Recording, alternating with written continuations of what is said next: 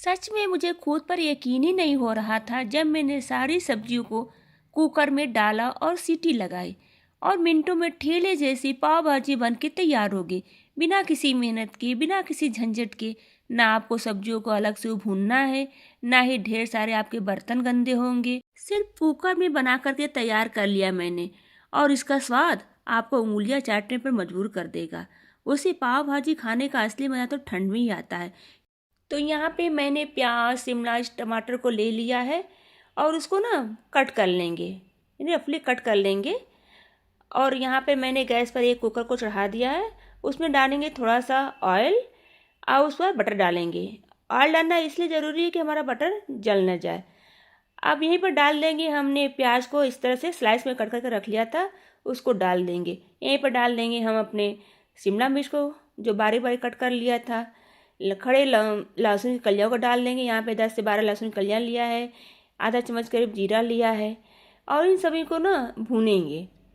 तो आप सोच रहे हैं कि मैंने कच्चे में ही डाल दिया जीरा को। इस तरह से बनाएंगे ना तो ये हमारा भाजी बहुत अच्छी बनकर तैयार होगी। तो देखिए मैंने यहाँ पे भून लिया, तब कुछ मसालों को डालेंगे।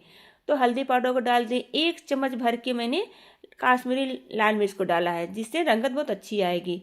अदरक को ग्रेट करके डाल दिया है। अब इन सभी को ना थोड़ा सा भून लेंगे और यहीं पर डाल देंगे हम कटे हुए टमाटर को। तो मैंने इस तरह से काट लिया था, आप चाहे तो चॉप करके भी डाल सकते हैं। 1 चम्मच नमक को डाल देंगे, यानी स्वादानुसार नमक को डाल देकर आप इन सबों को अच्छे से भूनेंगे, जिससे हमारा ना टमाटर सॉफ्ट हो जाए। तो इनको भूनने के लिए मैंने क्या किया है ना कि कुकर के ढक्कन को हल्का सा लगा दिया है, ने खोल कर ही लगाया है, इस तरह से ढक के रख दिया है, जिससे हमारा टमाटर अच्छे से सॉफ्ट हो जाए, जल्दी सॉफ्ट हो जाए। तो देखिए हमारा टमाटर ना अब सॉफ्ट हो गए हैं, आप देख सकते हैं। अब क्या करेंगे ना, इसको अच्छे से भून लेंगे जब तक ये तेल न छोड़ने लगे। तो कुछ देर भूनने के बाद ही हमारा टमाटर देखिए ये तेल छोड़ने लगे हैं।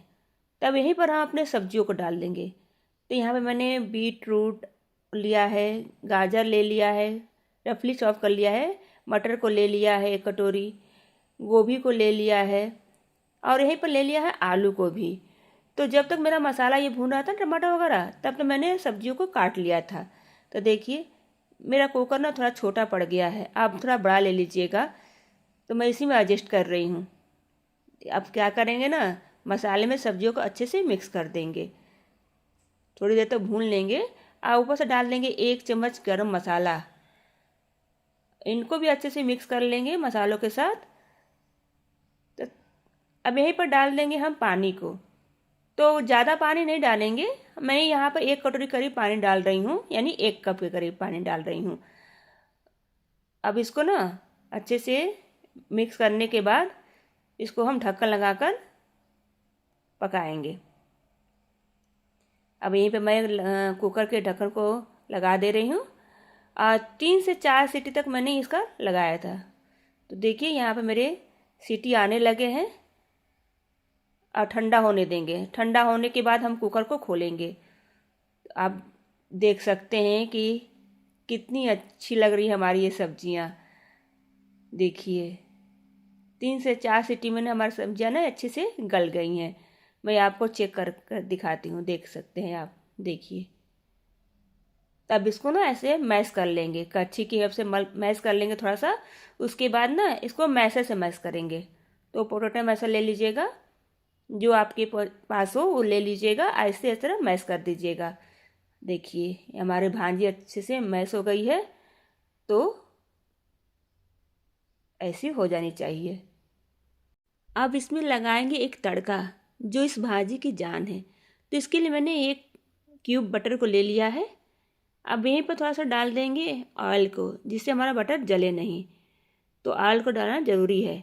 अब यहीं पर डाल देंगे हम बारीक कटे हुए 1 चम्मच लहसुन को, अब बारीक कटी हुई प्याज को। तो मैंने आधा यहाँ बारीक कटी हुई प्याज को काट लिया था। अब इन सभी को भूनेंगे।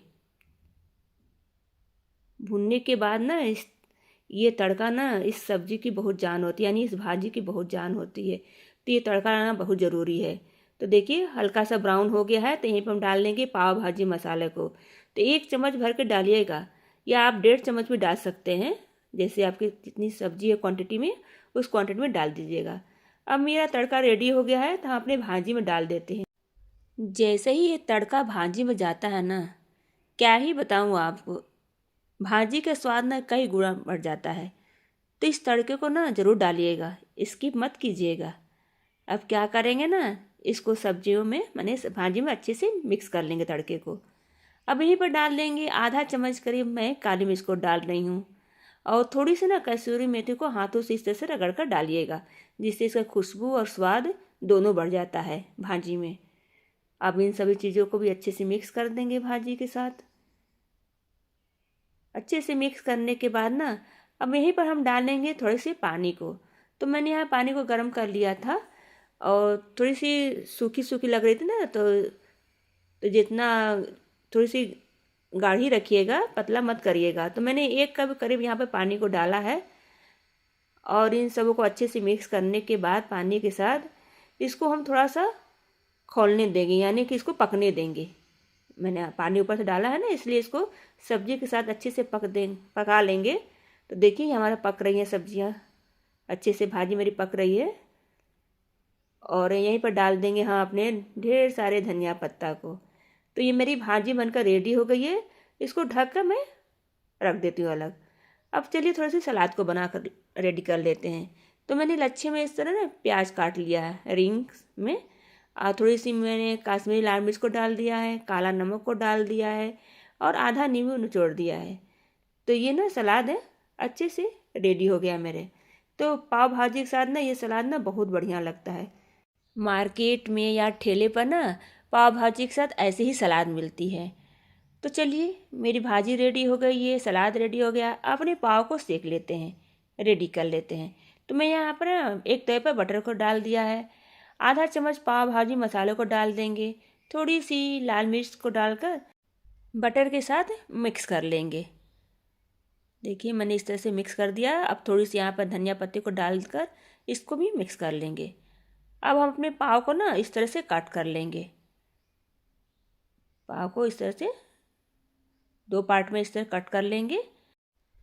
अब इसे मसालों और बटर के साथ ना पाव को अच्छे से सेक लेंगे, उलटते पुलटते हुए इसे अच्छे से सेक लेंगे। फ्रेंड्स, यदि आप लोगों की आज की पाव भाजी की रेसिपी पसंद आती है तो प्लीज़ एक लाइक और शेयर ज़रूर कर दीजिएगा, और मेरे चैनल सुमन फ्लेवर डायरी को ज़रूर सब्सक्राइब कर लीजिएगा। और मुझे कमेंट में ज़रूर बताइएगा कि आप लोग कहाँ कहाँ से देख रहे हैं, किस सिटी से देख रहे हैं। रेसिपी पसंद आए तो कमेंट में मुझे शेयर भी करिएगा। तो चलिए मेरे एक पाव तो बनकर रेडी हो गए हैं। अब इसको निकाल लेते हैं। देखिए कितना लग रहा है ना टेस्टी। इसको निकालने के बाद हम अब दूसरे पाव को सेकते हैं। तो ठेले पर ना इस तरह से बनाया जाता है, और एक तरह से जो हमने भाजी बना कर रखी है ना, उसको लोग डाल देते हैं तवे पर, और उसमें पाव को सेकते हैं। तो ये भी बहुत टेस्टी लगता है। आपको जो पसंद है, जैसे पसंद है वैसे अपने पाव को सेक लीजिएगा। मसालों के साथ पसंद है तो ऐसे सेक लीजिएगा, अगर इसे भाजी के साथ पसंद है तो ऐसे सेक लीजिएगा। मैंने यहाँ पर ना बटर डालना भूल गई थी, तो मैं यहाँ पर बटर डाल रही हूँ। ये भी बहुत टेस्टी लगता है गाइस। तो मैंने 2 तरह से आप लोगों को बनाकर दिखाया है, जैसे आप लोगों को टेस्टी लगे वैसे आप बना लीजिएगा। तो मेरा दूसरा भी पाव बनकर रेडी हो गया है। पाव को तो मैंने सेक लिया है, तो चलिए इसकी प्लेटिंग करते हैं। तो ये सेकी हुई पाव और गर्मा गर्म भाजी के साथ खाकर ना आपको मज़ा ही आ जाएगा। विश्वास कीजिए गाइस, ये देखने में जितना सुंदर है ना, खाने में उससे कहीं ज़्यादा टेस्टी है।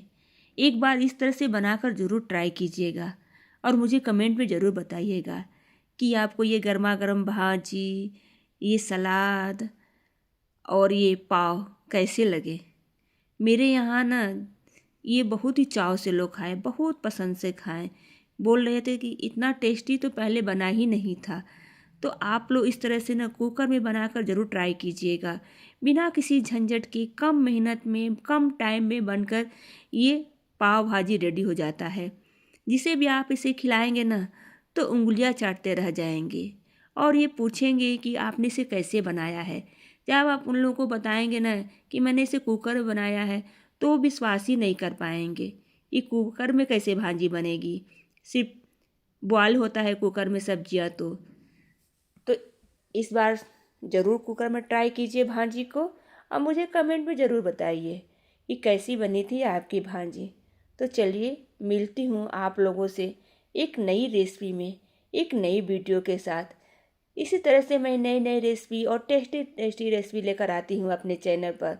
तो प्लीज़ जाने से पहले एक लाइक और शेयर ज़रूर कर लीजिए और मेरे चैनल सुमन फ्लेवर डायरी को भी ज़रूर सब्सक्राइब कर दीजिएगा। तो चलिए मिलती हूँ आप लोगों से एक नई वीडियो में एक नई रेसिपी के साथ। तो बाय।